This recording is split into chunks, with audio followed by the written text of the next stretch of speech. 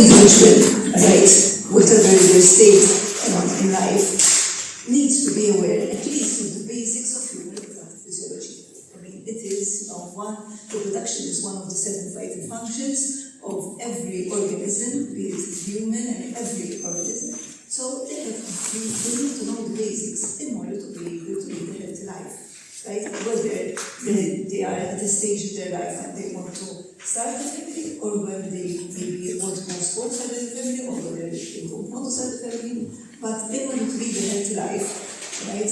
Whether it's directly related to reproduction or not, it is important to know the basics, because as I'm sure many of you are also aware, there are certain medical conditions which are not directly, impacting fertility, but can present with issues related to their cycle, for example. So just to give you an idea, many thyroid patients actually will realize that, for example, they have hyperthyroidism from problems with their period, they present themselves with heavy menstrual flow, and then when you run their tests, you find out that ultimately the problem, for example, is the thyroid. So, knowing about your reproductive cycle will help not just your fertility, but even your health in general. This is just one of the many examples of fertility therapies.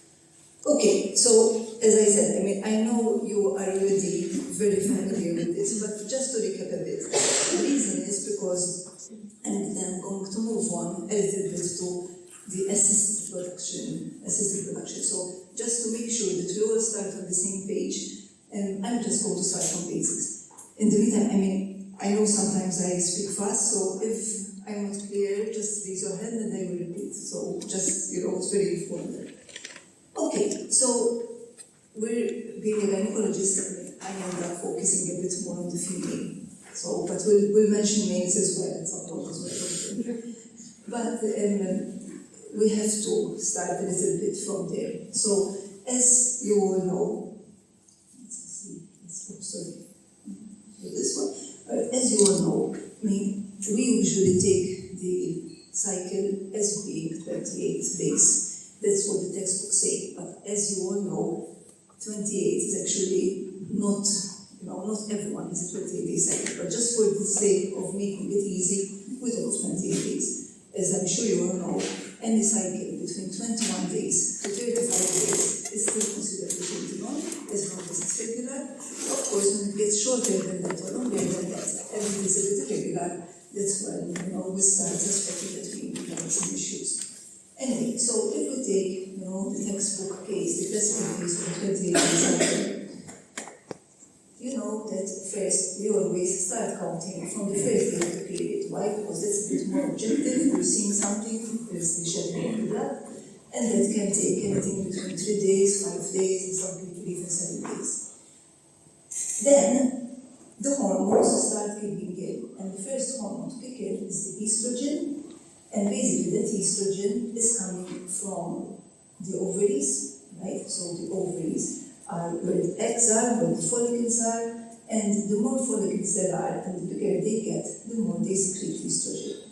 Again, this is a very delicate but very interesting cycle, which we call the hypothalamus pituitary ovarian axis, because these follicles are in turn acting thanks to other substances called FSH and eventually LH, which are actually coming from the brain. So actually it's the brain, the hypothalamus, which then triggers the pituitary to trigger those FSH and LH, which then travel in the blood, go to the ovary starts responding, right?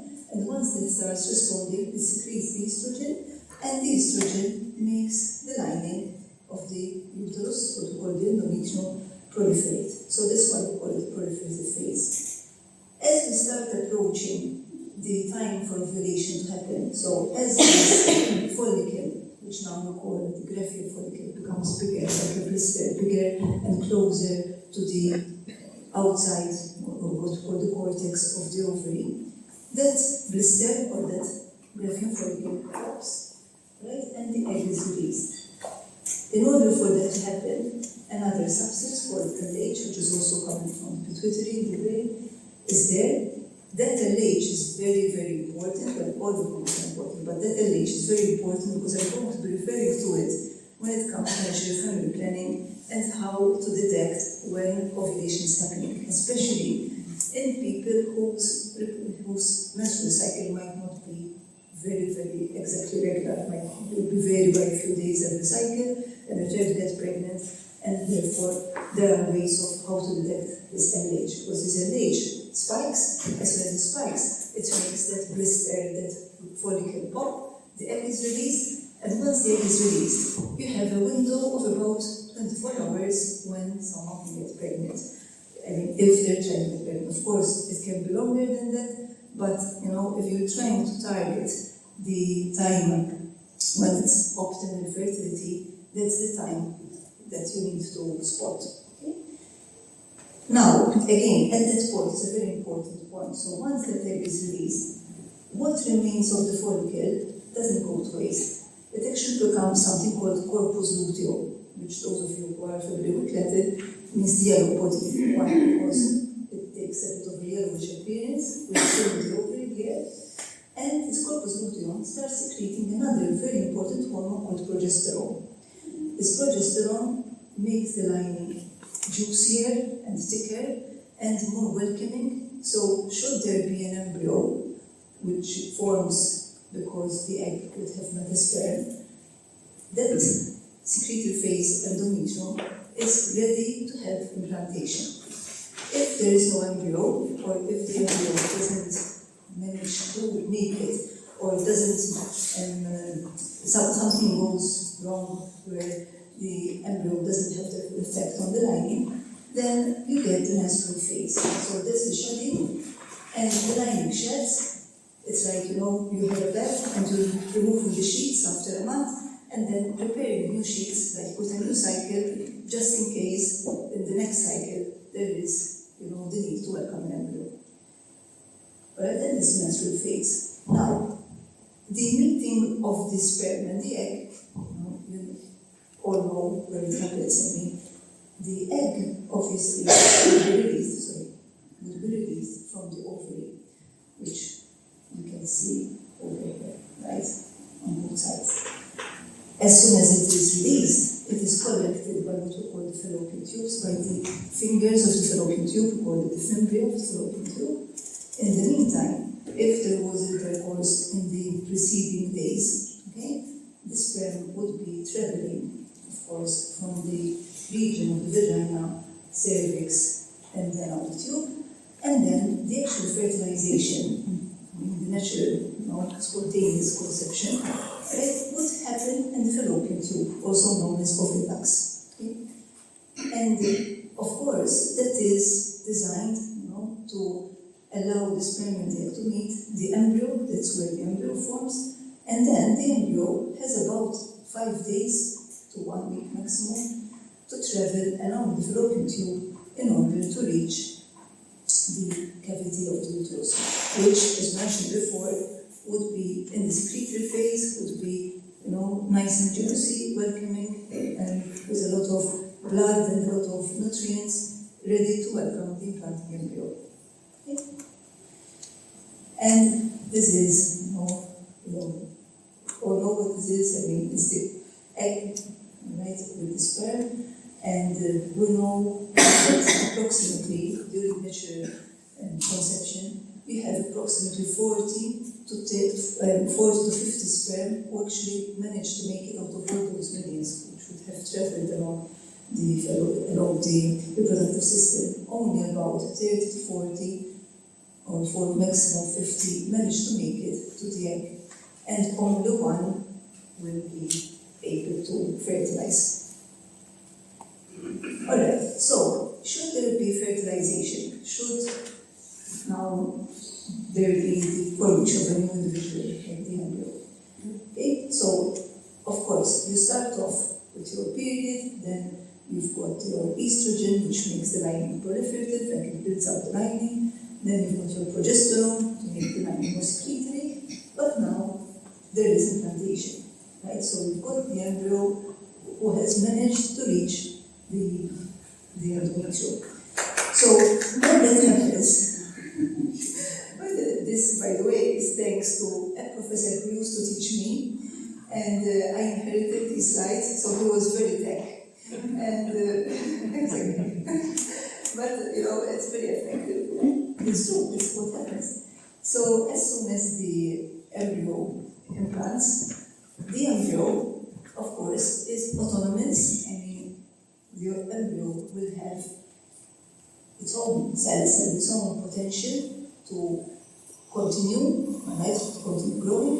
And from this actually lining just outside the embryo, what we call the trophoblast, you get the secretion of another hormone, which I'm sure you all know, is the hormone which we use to realize that we're pregnant, which is the HCG, very good, right?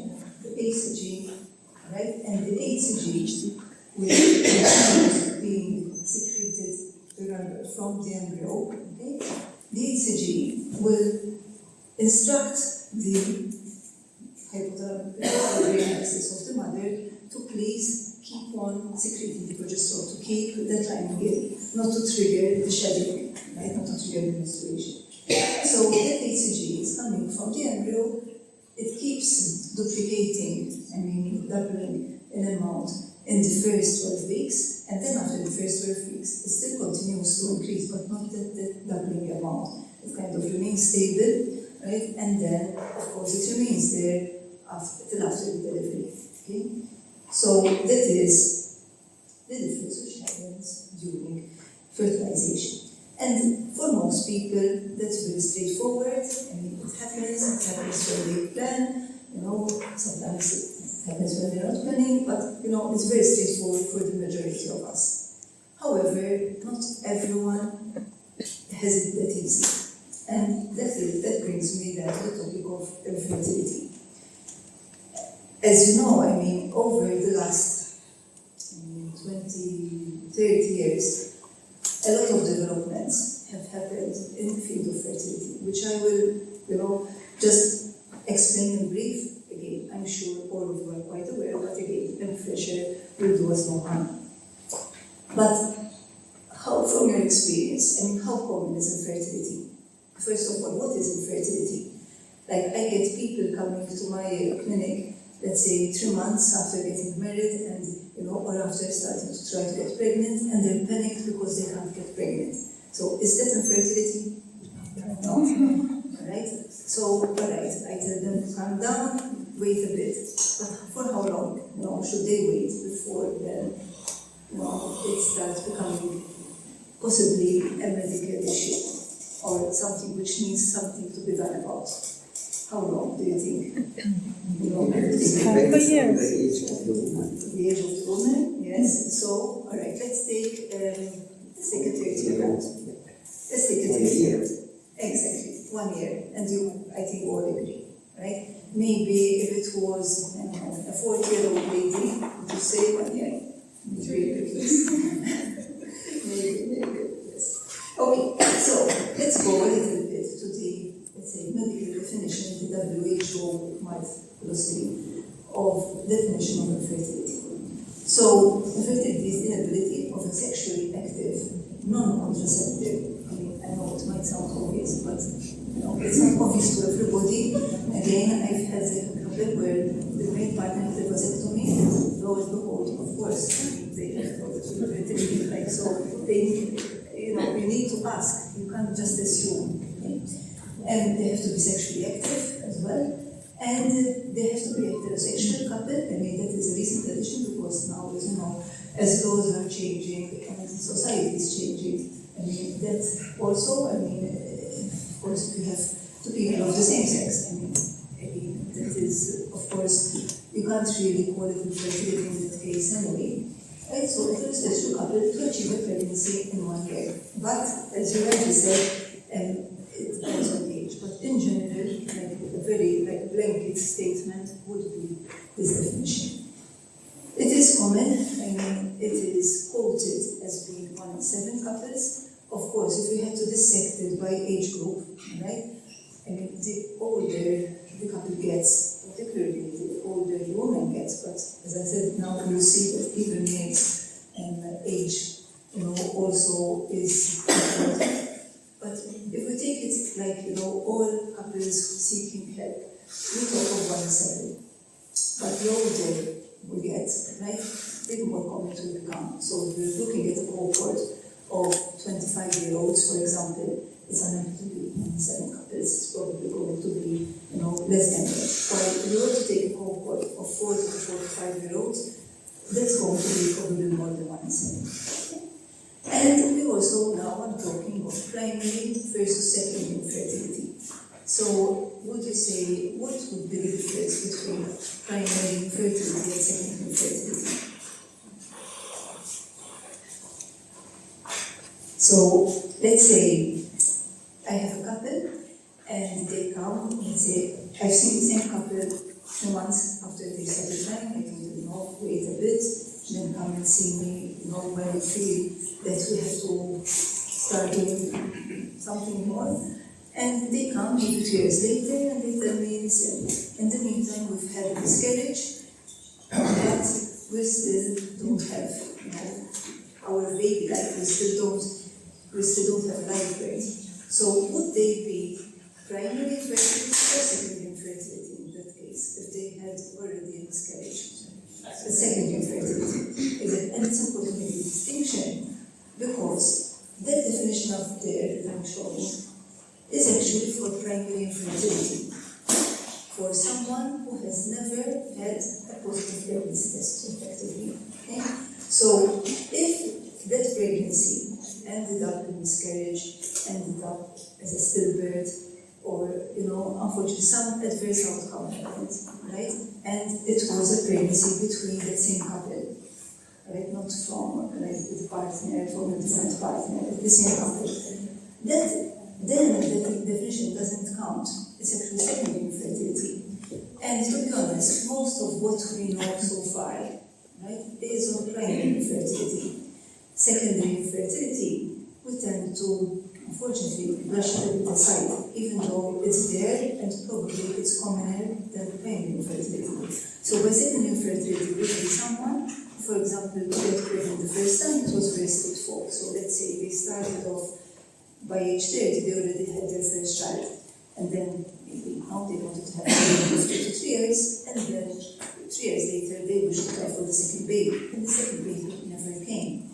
And they would go to their gynecologist, their health professional, and the tendency is they say, okay, wait, you tend to wait a bit more because unless something drastic happened, let's say, unless the wife had chemotherapy or the husband had radiotherapy, unless something drastic like that happened, you tend to wait, which is fair enough as well. Okay? But what do you do with these couples? And in fact, this is, for example, one area where NFP is so important because of what has happened.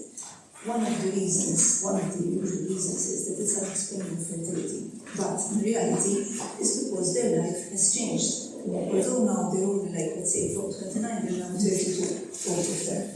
So there isn't an age issue either, but their life has changed because they have a baby, they have a toddler, their sleeping patterns probably have changed, their life has become a little more busy. So, of course, NFP has definitely a role there. So, with secondary infertility, definitely, I think the role, because although you get people who still won't go for IVF, even though they've already had a child spontaneously, but they tend to be the ones who are less likely to go for IVF. They're the ones who are more receptive to go for more, let's say, less invasive methods. Okay? So I will return to this when I start talking about the roles of NFP. Of course, there is a huge role of NFP, even in primary infertility, a huge role.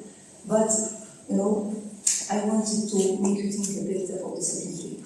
And they are usually the ones who won't make as much fuss as the primary infertility, but they're there, okay? They just maybe feel that they have no right to complain as much as the primary infertility because they already have a child, if they have a live child. But they still have their aches, their big aches, if they were planning to have a family of 3 children and they only one. It's still, something which is leaving them not fulfilled. So, Now, as you know, we go back, maybe, let's say, half a century, or maybe even less than that, the cause was always tend to blame the female. Like if we just look at history, like recently, Malta, we've had the filming of Napoleon. So Napoleon, those who know the story, and Josephine, basically, although they were supposedly in love, he basically then traded her for the Queen of Austria in order to be able to have a child, because it was assumed, because Josephine was a bit older, she was the problem. We don't know, maybe yes, maybe no, who knows. Anyway, but since the last, I would say, 30 years, and even more recently, now we have more complete data. So, in general, again, we cannot, every case is different, but in general, it's not a female problem.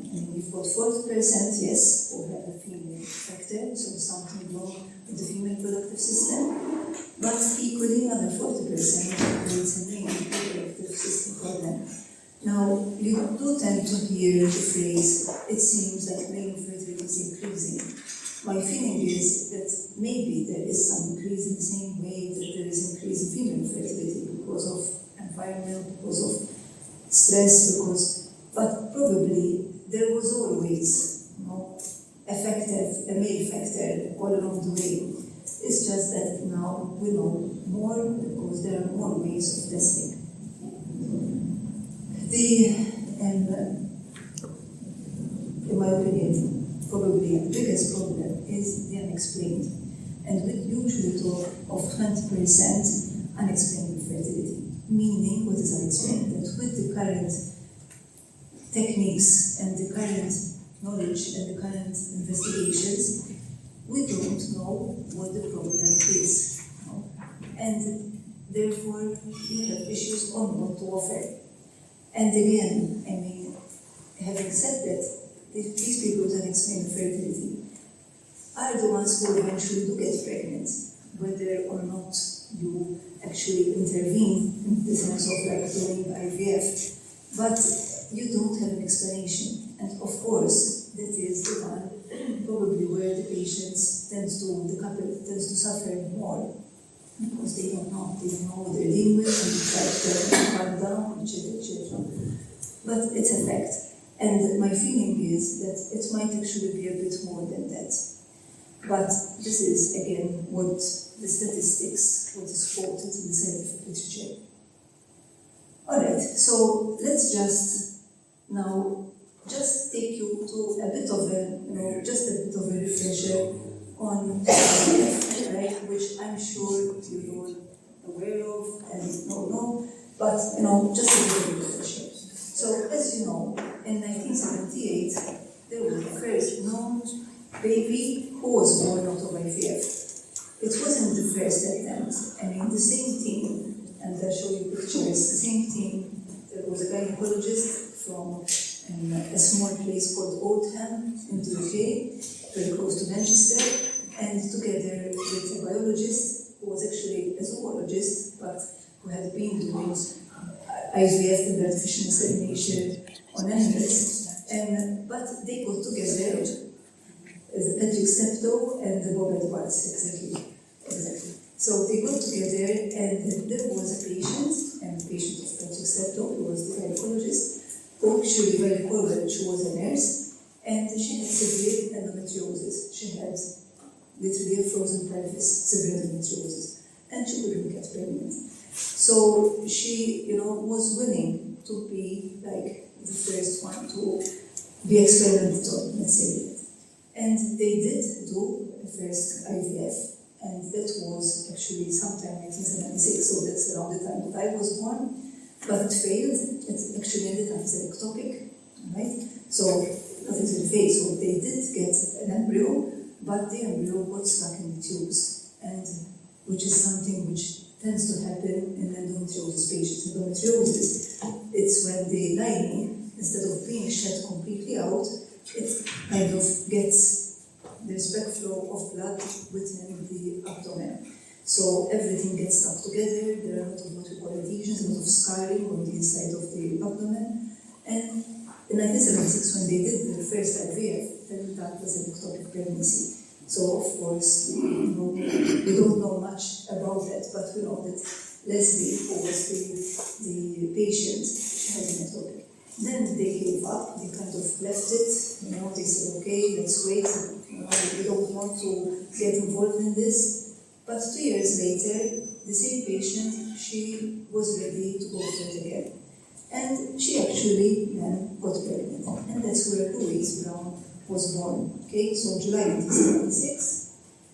Actually, quite recently, I was on a course where the lecturer was one of the young doctors, one of the team, young doctors who was in the team when this happened. And she actually showed footage of the birth of Louise Brown. She was Leslie, the mom, she had to have what they call cesarean section, alright, because she had preeclampsia, her blood pressure went up for 38 weeks. Plus, they wanted kind of to have a controlled birth. They weren't sure exactly what to expect. So although they had ultrasound at the time, it wasn't as like you could see some blotches of grey and black. You couldn't really be sure. Alright, they knew that probably it was going to be a baby girl, but they weren't sure. So they actually delivered in the middle of the night. So this was an elective section, so it wasn't an emergency, but they decided to deliver in the middle of the night, so there would be either no media, no one nosing around, just the restricted team. And that's the date, so that's 25th July, so the mother was 38 weeks, and cesarean section. So I'm going to show now footage, which is actually available on YouTube and Discovery. But those of you who maybe feel a bit queasy about seeing operations, you can just close your eyes. I won't, right? But there isn't, a lot of. So basically, this is the mother who's being breathed in, and at the time, all cesarean sections were done with general anesthesia. That's what you stepped on. He's sterilizing the abdomen, alright, pregnant. You can actually hear him speak. But he's saying that they knew that they were being filmed.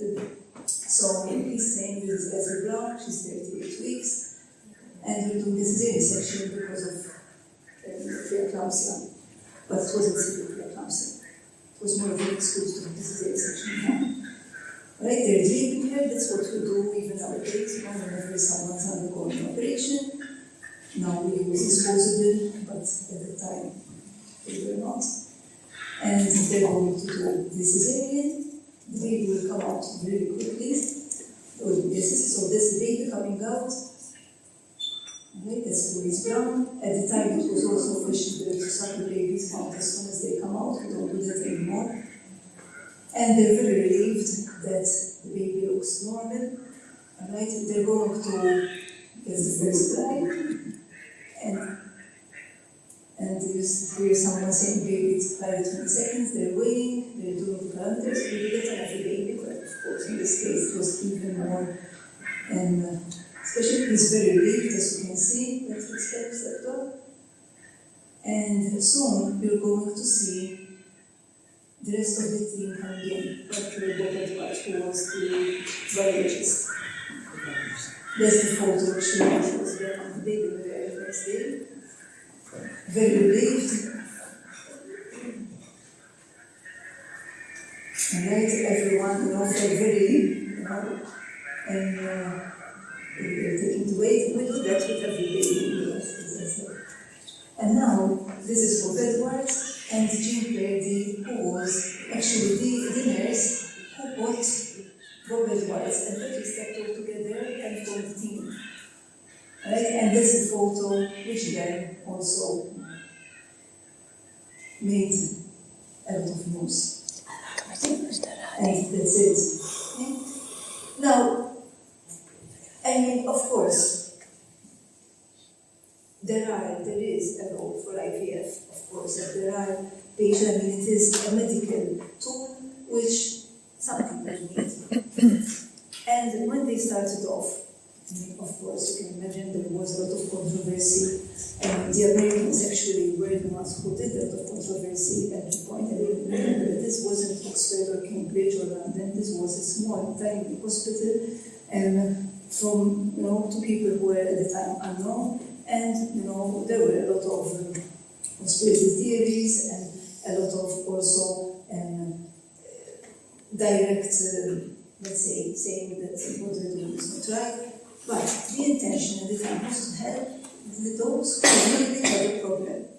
And if you see also the way that their modus operandi, so they weren't giving hormones, they weren't giving, what they were doing was following the woman's cycle, and then, all right, they had the advantage of having ultrasound, so they could actually see when that follicle was forming, the one that I showed you initially, all right, so they could follow it. Then when that follicle was close to 2 centimeters, meaning it was close to ovulation, they actually did minimally invasive surgery, so they did a laparoscopy to go in and get that one egg.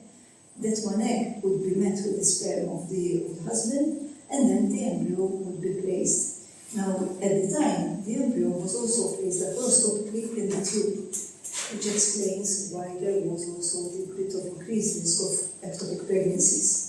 But it was tailor-made and specialized, definitely not profit-making, because it was all very quite, invasive.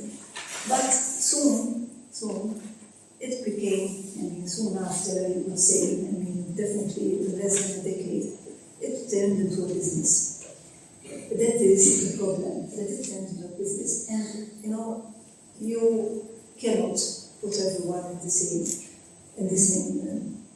box, how can I say? Because, there are a lot of us, and a lot of you who genuinely want to help the patient. And there are cases, who have no other option. If they really don't want to start a family, unfortunately, that's the only option, if they want to have a biological child.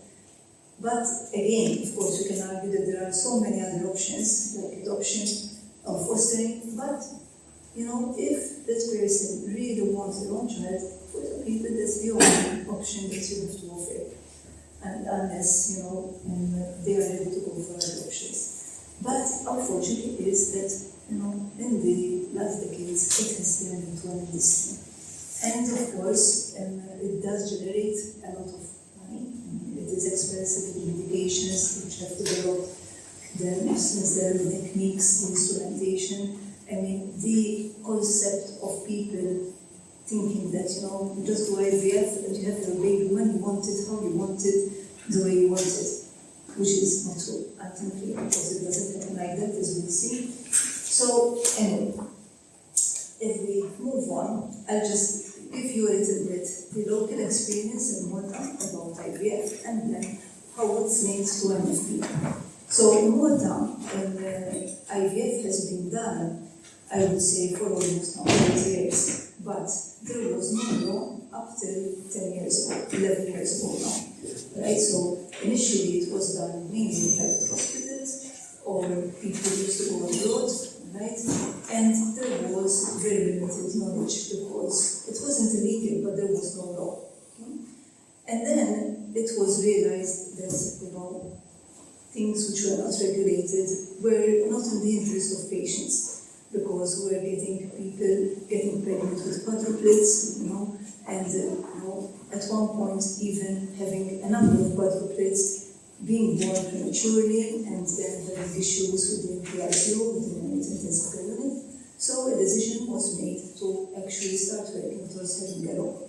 And the initial law was actually, people were complaining that it was restrictive, but it made quite a lot of sense because it allowed IVF, but without any freezing or without any wastage of embryos. So you only took the eggs that you needed, you fertilized 2 to 3, and then you could then freeze eggs, but not embryos. So that was how the first law. And again, the advantage was at that time, so this is 2013. Already there was the experience of Spain and Italy, Spain and Italy who were having very, very good results with egg freezing. Okay? So, of course, that allowed us to be able to do it. And that was the time when the lab was built. Okay, so this is actually, it's at the time when the law was in place, 2013, the IVF lab was opened at the Mater Dei Hospital, at the main hospital. So, therefore, apart from having one in the private sector, there was one also in the main hospital. This is where patients and where the male partner gave the semen sample. So this is like the andrology part. Okay? So you see basically first the sample is seen under the microscope. Then there would be the solutions in this small fridge here. It will be added to the sample, and the sample is centrifuged a number of times to clean off so that you get the sperm sample, and then it's kept on a heat block till it's ready to fertilize the egg. And in the meantime, of course, the woman would need to undergo treatment. So in this case, if she's undergoing IVF, you nowadays, you don't wait for that one egg to ovulate. At least most clinics don't, even though it is still possible to wait for that one egg to fertilize and take that one egg. But what most clinics do is that they give hormones, basically mostly FSH, right? That hormone stimulates follicles to stimulate their development. So that would be your step one. So like that, you have about 5 follicles per ovary, so it would be about 10. You try to wait for that, and if you get more, it's a problem. As we'll see, you get much more. Then those eggs, instead of waiting for ovulation to happen naturally, they are retrieved, right? They are retrieved by what we call egg harvesting. So it's an intervention where the mother is doing under sedation, under GA, and those eggs are retrieved. They are placed in a petri dish together with the sperm. You wait for fertilization, right? You should check after 24 hours, and the embryo is left to incubate between 3 to 5 days, depending on the protocols, and then the embryo is transferred in the womb. Again, I'm sure you're all very familiar with this process. Of course, in order to be able to retrieve eggs, and as many eggs, as possible as is medically healthy, let's say. And there are a lot of injections which are given, which all include hormones, right? They're usually centered around FSH, but there are other hormones, like for example the LH, which is given to trigger the ovulation to happen.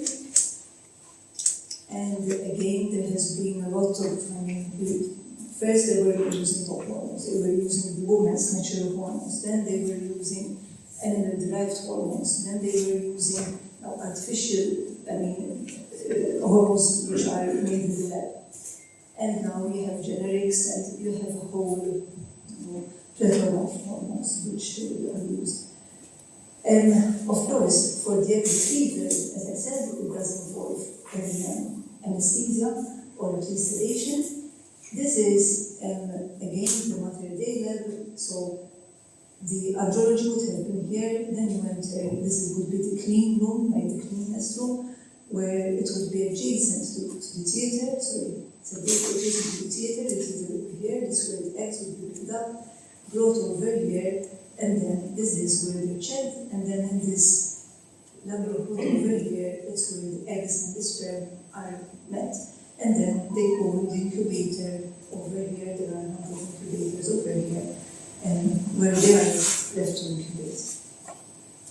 Alright, of course, there's a lot of monitoring. Sometimes, in order to make the egg and the sperm meet, you need to do what we call ICSI, intracytoplasmic sperm injection, especially if there are some issues with the sperm, or when there are also limited number of eggs.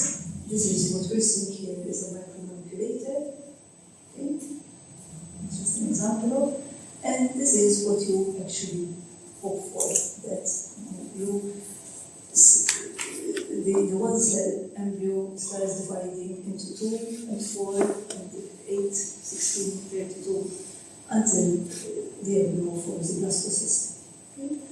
In a way, again, thanks to IVF, we have learned a lot more, and because it has the development of microscopes and better knowledge of embryology and what goes on in the embryo.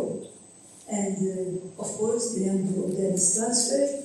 In some cases, in Malta, for example, after 2013, and some years later, when it was taken in 2018, then the law was changed, and the embryo freezing and a lot of other ambitions were able to be wrong.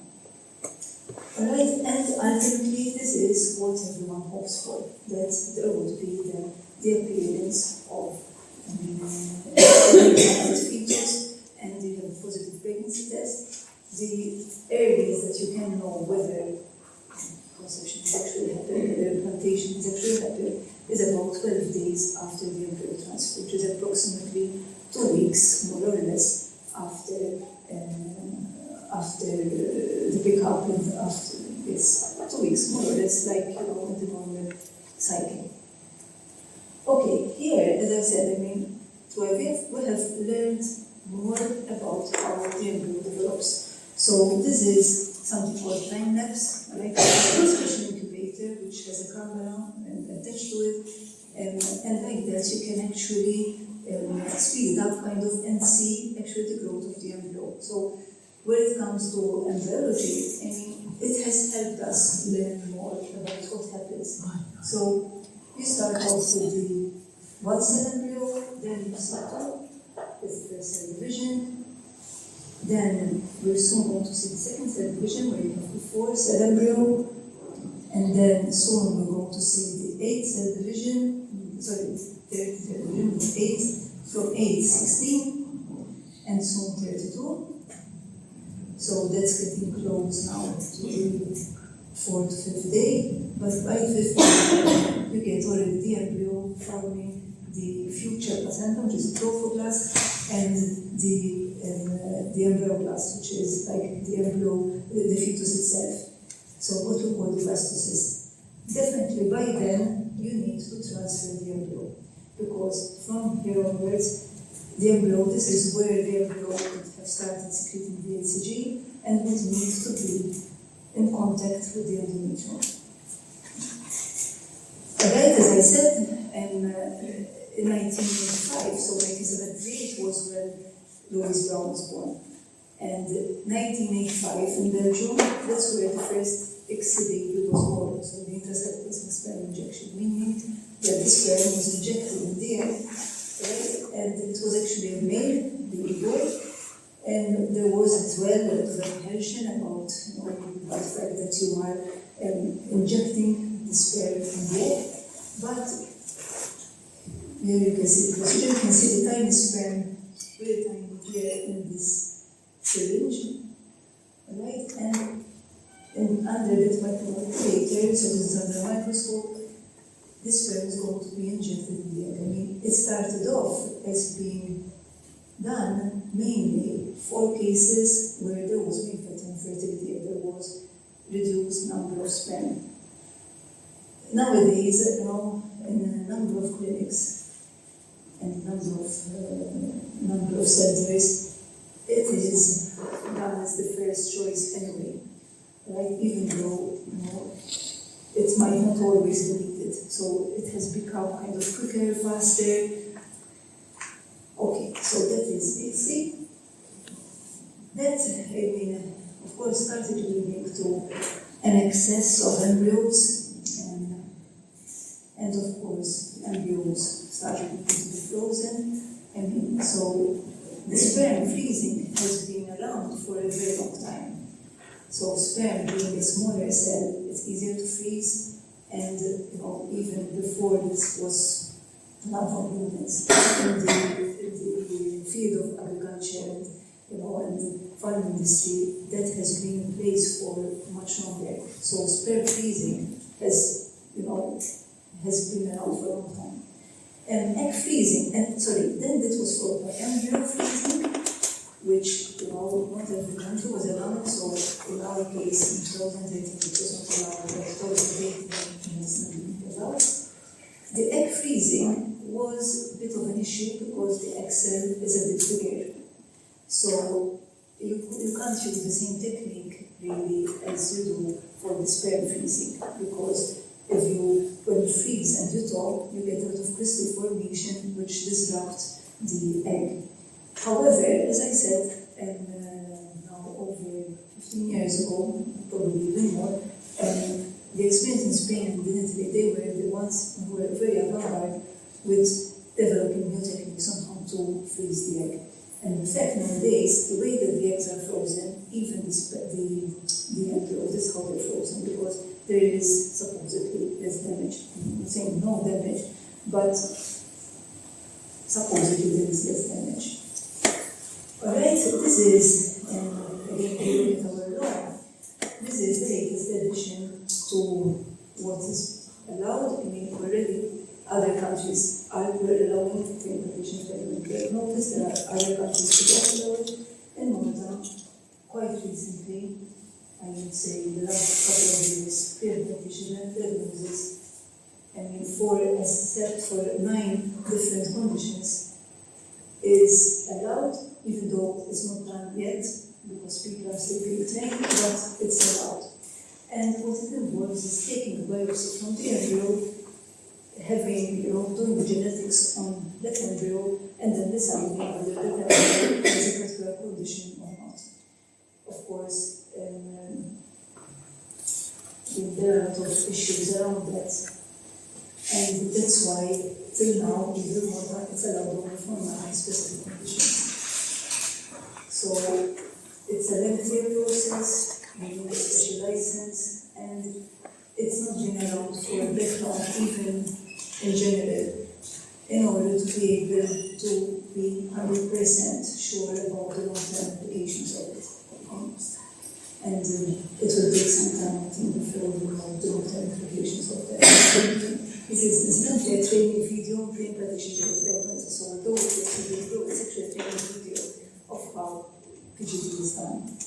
So it's a bit difficult to convince me that there is no damage being done to the embryo. I mean, if the embryo results as being with the problem, then you never know, because that embryo will never be implanted.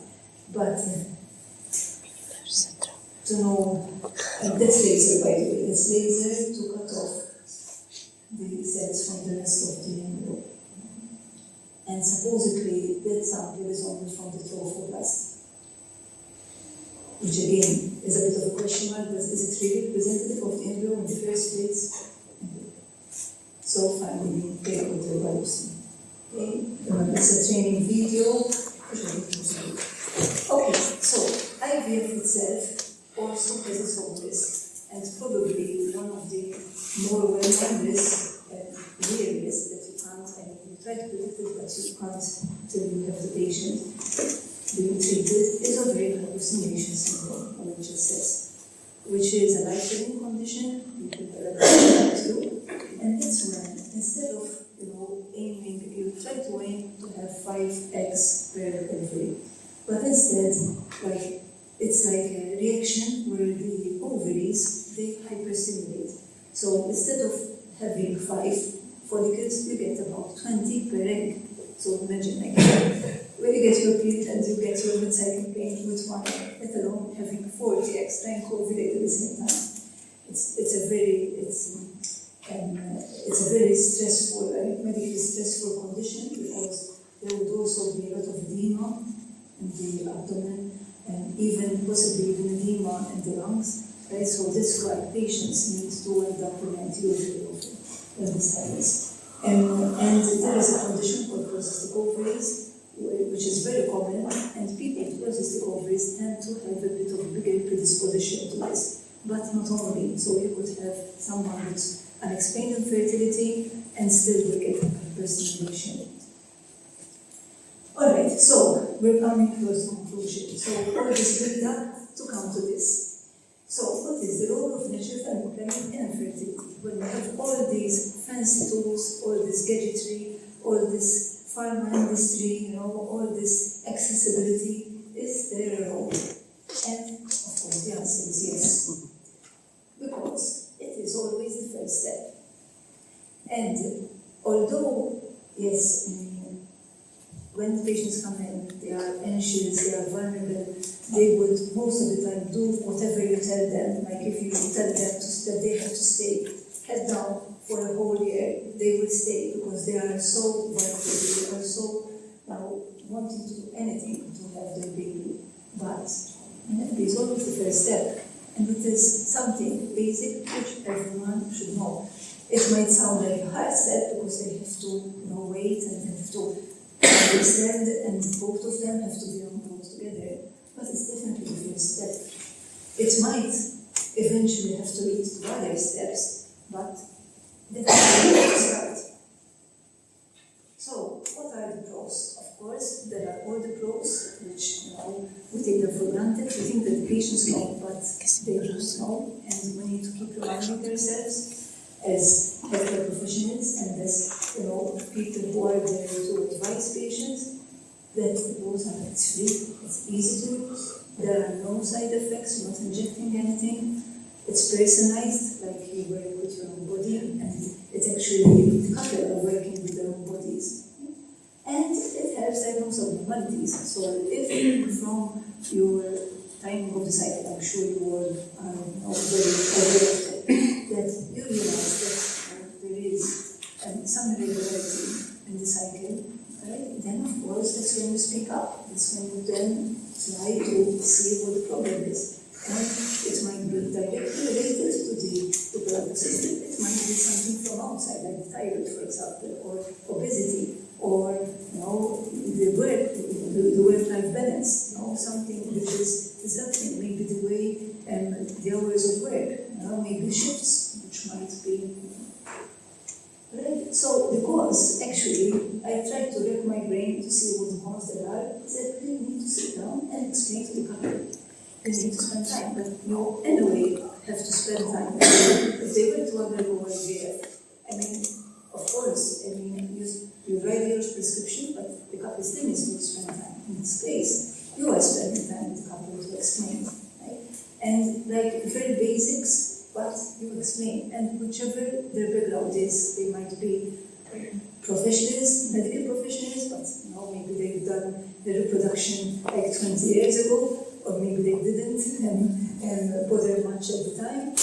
But they might be lawyers, but of course their science background might not be as up to date. And of course you need to make a diagnosis. You need to try to fix whatever the problem is, because although the couple have come to you because they wish to have a baby, ultimately you are responsible for their health and the health of their family. So if the underlying issue, for example, was the thyroid, right, or some, let's say, the male has cystic fibrosis, for example, and that's why there are issues with his sperm, for example. We need to make a diagnosis, because ultimately it's not just giving them the baby, and it's not like helping them achieve the goal of the baby, but being healthy. So we need to make a diagnosis. I just wanted to briefly mention the ovulation monitoring kits, because especially with the younger generation, they are definitely more techy, and they like gadgets, and they want to see something visual. I see with the younger ones that, doing the temperature and doing the billings, checking the cervical mucus, they are willing to do it, but they would tend to like something more objective, something which reassures them that what they are seeing is actually the right thing. And in my experience, I find if, together with NFP, we're doing ovulation monitoring kits. Now, these are, and I'm not trying to promote them in any way, these are actually the first things which come up when you Google ovulation monitoring kits. And they come in shapes, like, you have these which actually give you a smiley when you're actually having about having ovulation. The others which are like a pregnancy test, which show the two lines. So, my personal experience, what we can discuss that, is that using this in order to help them guide, especially those with very regular periods, to help them guide, and when ovulation is about to happen, I tend to find it useful, and even patients tend to feel a bit more reassured, so like that they kind of know when ovulation is happening. What these kits show is the LH surge. the earlier stage, luteinizing hormone, was that hormone which goes up just before the egg pops. And so it gives them a little bit of preemptive. As I said, you might disagree, but with the younger ones, they tend to latch on more as soon as you mention that there's a way of how to be sure of what you're doing threat. Okay, some concluding remarks. So things to keep in mind, and I think we ought to tell this to the young generation who maybe trust too much in science. I mean, it's good to understand science, but maybe they trust it a bit too much, is that facts are facts. So women are born with all the eggs they're going to have.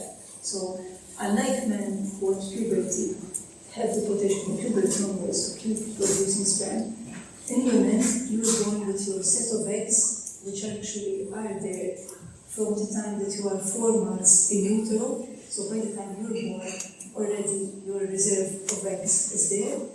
They start being used up from the time that you are in puberty. When you run out of them, you enter menopause, and then there are no more eggs. Now, I know that there is a lot of research happening on rejuvenation medicine, but so far, this is what science has to show us, that once you run out of eggs, then you either have to rely on donor eggs or that's it. So, up to the age of 38, up to 90% of these eggs are actually used up. As women of reproductive age, they have about 500 ovulations in a lifetime, so only a month. So although would have about 500,000 by the time they enter puberty, many of those become athletic. We lose them along the way for many different reasons, most of which we don't know why. So ultimately, you end up having really 500 chances at a pregnancy. And of course, as you know, pregnancy happens when the egg is there. And there has to also be sperm waiting for it. So 3 days prior to ovulation and up to 1 day after ovulation. Fertility ages, so whether we like it or not, and we try to package it in different ways, but it is ages. So women under 30, every month, naturally, and if they're actually trying, they have about 20% chance of getting pregnant each month. And of course, the older they get, it's about 5%. Even the male, if he's over 45, there is actually, although sperm is there, hopefully, although the sperm is there, but the quality of the sperm is not as good as when they're younger. Even if they're leading a healthy life, there is an increased risk of miscarriage and congenital anomalies the older the woman gets. Men start to produce sperm. As I said, they produce millions of sperm, but only about approximately 40 at the time of the conception. And of course, STDs, weight problems, smoking, alcohol, they are all causes of fertility. So, again, whichever way you try to package it, they are realities. So, most people, up to 84%, get pregnant within 1 year of trying on their own. And when we look at statistics with IVF, so if you're under 35, while in natural it's 20%, with IVF, in the best of centers, with all the adults, it doesn't get better than 30%. So in reality, 30% would be, if you're using all the techniques, available, and you have someone under 35, which is actually the main reason for being successful. And if the older you get, the percentages are not that high either. So 10% in the very best of centers, and probably that 10% is using donor gametes in reality. Okay. Alright, so this is where I conclude. So the first step is always the hardest, but it is there, and we must not skip it just for the sake of making it easier for us or being more profitable. The first step has to be like this. So, sorry if I ran a bit over time. I'm very passionate about this topic, and I haven't had a lecture for quite some time for some health issues, so I was very much looking forward for this. So should you, I'm going to be around even a coffee break, so should you want to discuss and we don't have time for questions, feel free.